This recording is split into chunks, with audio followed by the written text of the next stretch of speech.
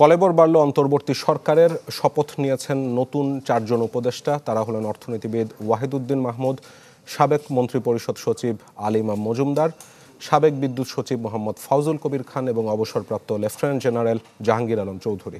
শপথ অনুষ্ঠান শেষে ডক্টর মোহাম্মদ ইউনূসের নেতৃত্বে বঙ্গভবনে বসে উপদেষ্টা পরিষদের বৈঠক।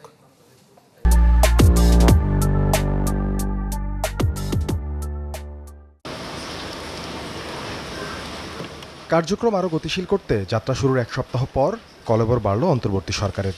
উপদেষ্টা পরিষদে যুক্ত হলো আরও 4 নতুন মুখ। আমি আইন অনুযায়ী অন্তর্বর্তীকালীন সরকারের উপদেষ্টা পদের কর্তব্য বিশ্বস্ততার সহিত পালন করিব। শুক্রবার বিকেল 4টায় বঙ্গভবনের দরবার হলে তাদের শপথ পড়ান রাষ্ট্রপতি মোহাম্মদ শাহাবুদ্দিন।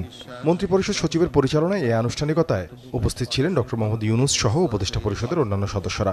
ছিলেন 3 বাহিনীর প্রধান সহ সামরিক বেসামরিক শীর্ষ কর্মকর্তারা। বাংলাদেশের প্রতি অকৃত্রিম বিশ্বাস ও আনুগত্য পোষণ করিব।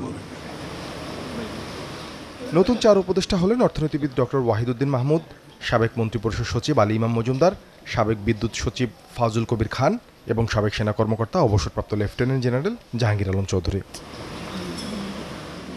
শপথ অনুষ্ঠান শেষে বঙ্গভবনে ডক্টর মোহাম্মদ ইউনূসের সভাপতিত্বে বৈঠকে বসে উপদেষ্টা পরিষদ। এতে সরকার পরিচালনার গুরুত্বপূর্ণ দিকগুলো নিয়ে আলোচনা করেন তারা। সাদবিন শফিক, চ্যানেল 24, ঢাকা।